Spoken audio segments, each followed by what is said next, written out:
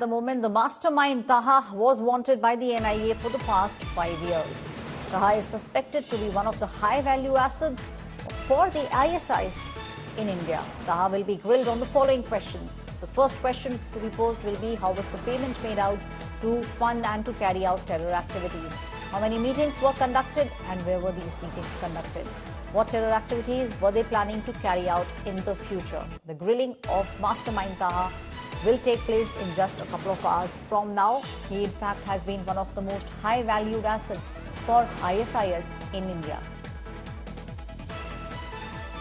He was the mastermind behind the Rameswaram cafe blast in the city of Bengaluru and wanted by the NIA for the past 5 years. The images that you see on your screens are of the mastermind Taha.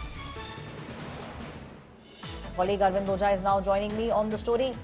Arvind, एक बहुत अहम बात जो यहाँ पे सामने आती है वो ये है कि एनआईए पिछले 5 सालों से ताहा को ढूंढ रहा था। फाइनली ताहा को पकड़ लिया गया है और एक लाइन ऑफ क्वेश्चनिंग भी तैयार करी गई है। लाइन ऑफ क्वेश्चनिंग भी तैयार की गई है, लेकिन ये एक हाई वैल्यू टेररिस्ट है ऐश्वर्या।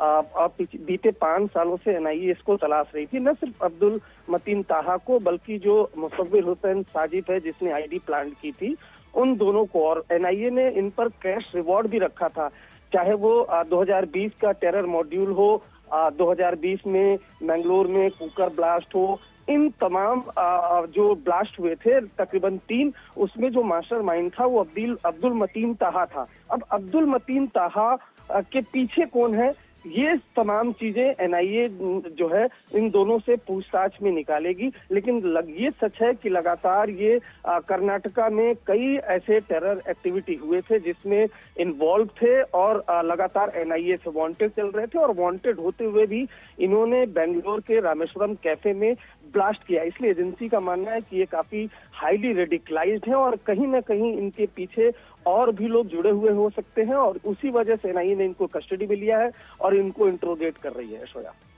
जी अरविंद, ये सारी जानकारी देने के लिए बहुत बहुत शुक्रिया। My colleague Arvind was telling us that he has been a very high valued asset, someone that the NIA was looking for the past 5 years.